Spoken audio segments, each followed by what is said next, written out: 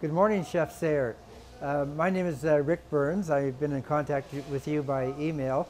I'm the owner-operator of the Pacific Provider, and we're filming this at Ocean Master Foods in Vancouver, October the 5th, 2012. And we're doing a photo shoot here, so I thought it would be a perfect example for you to be able to see my salmon as they're being filleted and steaked. And we'll put it on YouTube so that you can log on and see what we're all about. But these fish are flash frozen at sea. They're frozen at minus 40 degrees Celsius. They'll have a core temperature of minus 27 degrees Celsius, which makes them absolutely perfect for sashimi, so they're safe to eat raw. You'll notice that my salmon all have the heads on the fish, and we do that, one, for appearance, but also for quality, because if we cut off the heads, we're exposing the inner lining of the stomach to freezer burn and drying out, and the head is just another way of protecting the fish. Also, it's great for stock, and there's meat in the cheeks of the salmon that is it's considered to be a delicacy. So we pay attention to all the small details in our salmon. That's why Culinary Team Canada, right at this very moment in Erfurt, Germany, is competing on the world stage with my coho and with sockeye. These will be used in the cold plate competitions because of the intense color of the fish, which you'll see later on when they're doing the filleting and the coloring. How we catch these fish, they're caught with hook and line, barbless hooks. We're ocean-wise certified. In other words, that means that this is a fishery that's managed to be sustainable. In fact, the spring salmon, the large salmon on the table here, and the two salmon just below it are coho. While I'm fishing, the Department of Fisheries and Oceans will take DNA samples of these fish, and they will keep track of where these fish are going to, exactly which river system that they're bound to. And if the Department of Fisheries and Oceans considers that I am catching fish from a stream that may be in difficulty, they will actually close that area, and then I have to move on to a different area. So it's extremely well managed. The spring salmon are a quota fishery. I'm only allowed to catch 450 of these salmon in a year, and that's all validated. Plus, every evening I have to be in touch with the Department of Fisheries and Oceans by satellite to let them know how many fish I've caught that day and my bycatch and all those other sorts of information. So the fishery is extremely well managed, and that's why it has ocean-wise certification. But these are wild fish from northern British Columbia, and the taste will just knock your socks off, I can guarantee it.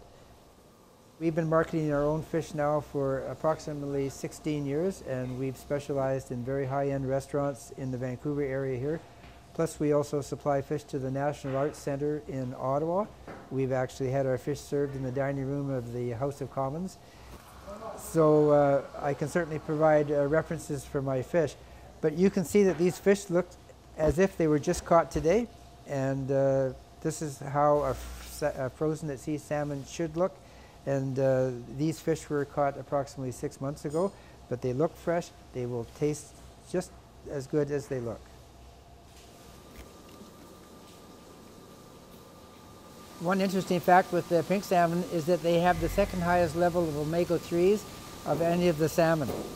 And they're prolific. They spawn everywhere, and they're the most sustainable of our salmon species in British Columbia. If handled properly, the pink salmon now, as you can see by these fillets, are in some of the finest dining restaurants in Vancouver and are even now in the National Arts Centre in Ottawa. The meat is sweet, a sweet flavor, and it's actually good for sashimi.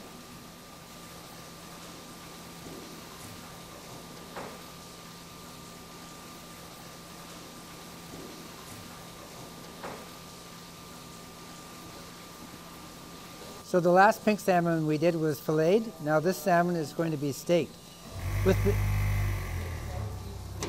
With the mild flavor of the pink salmon, I think you'll find that it's a favorite amongst children because it's sweet and it's mild.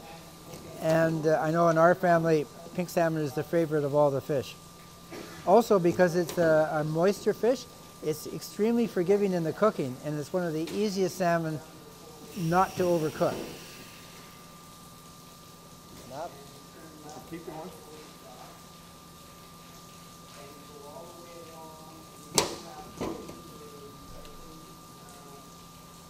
So he's cut off some steaks, and this is a small fish, probably 2.5 pounds. So he's got 4 nice little steaks off it, and then the tail section will be filleted. And these are just excellent to barbecue or lightly marinate, pan fry. And my favorite way of eating the pink salmon, of course, is raw. They're frozen at minus 40 degrees Celsius, so they're perfectly safe to eat as sashimi. So there we have steaks and fillets, a nice little salmon, and it meets everyone's household budget. These are a favorite in restaurants because of the high oil content, which means that it's a very easy fish to cook, and it's difficult to overcook it. One thing that's interesting about the spring salmon is that the color of the meat can vary substantially from almost a pure white to a pure red, and every shade in between. Sometimes the fish will be half and half, and that's what they call a marbled spring salmon. This is also a favorite salmon for using for making lox because of the high oil content, and it absorbs the flavor of the smoke so nicely. These fish are also the favorite of the sports fishers because of their size and their strength. So now we're going to steak this spring salmon, and just try to imagine these big steaks on a barbecue. And again, the color of the meat can vary substantially, but these two spring salmon seem to be the same color.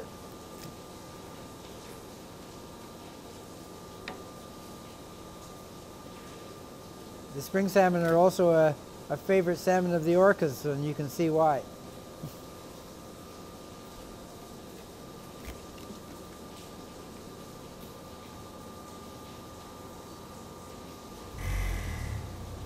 And now we'll fillet the tail end of this salmon.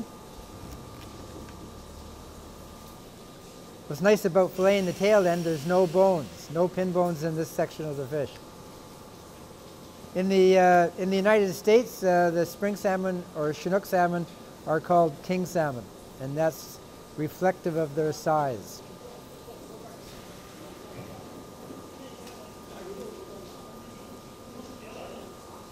So here we have a coho salmon. It's the third largest salmon after spring salmon and chum salmon. But as the further north you go, the larger the coho get, and sometimes they can get over 20 pounds. The coho sizes range from anywhere from 2 pounds to, as I said, up to 20. But it doesn't matter about the size of the fish or where the fish is caught in British Columbia. The meat color is consistent. That really nice pastel orange color. And it's also a favorite of high-end restaurants because of the color, and it's also very forgiving in the cooking.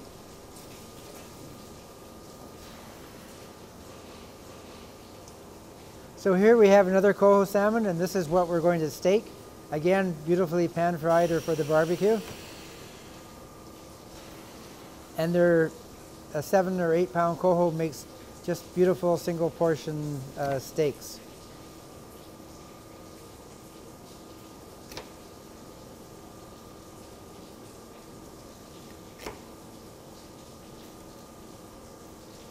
And then as we get back down to the end, we're going to fillet the tail section again.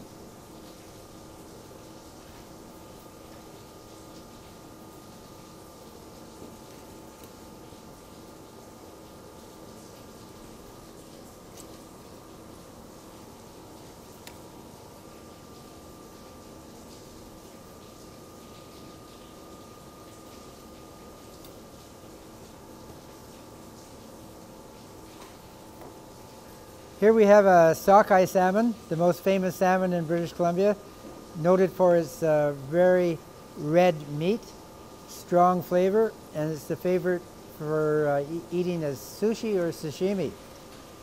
Again, the oil content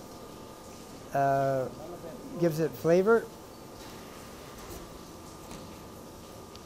And there you can see that wonderful color. Imagine that on a bed of white rice. Sockeye are found in our major river streams, the Fraser River in southern BC and also the Skeena and the Nass in northern British Columbia. The sizes can range from 4 pounds up to about 12 pounds. And they have either a 4-year cycle, which is the most common, or a 5-year cycle. But these are favored for the export market, especially for eating as sashimi or for sushi. So here we have a sockeye salmon that was caught close to the river, and you can see the color is starting to change on the outside of the fish, but still the color inside the fish will be that intense red. And these also make beautiful steaks for the barbecues. And sockeye are a favorite for presentation because of their color.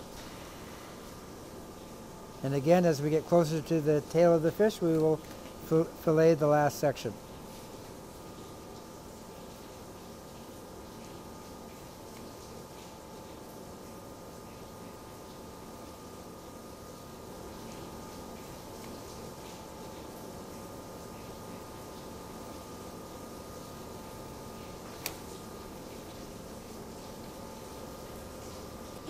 The meat is the palest of all the salmon, and if I was to describe the texture, it would be a bit on the bland side, but because of the oil content, it's an excellent salmon for smoking and marinating and doing value-added products with. And of course, the bigger the fish are, the more recovery weight you get. And these are also a good fish on the sports rod. But these fish are favorites of the seine boat fleet and the gillnet fleet.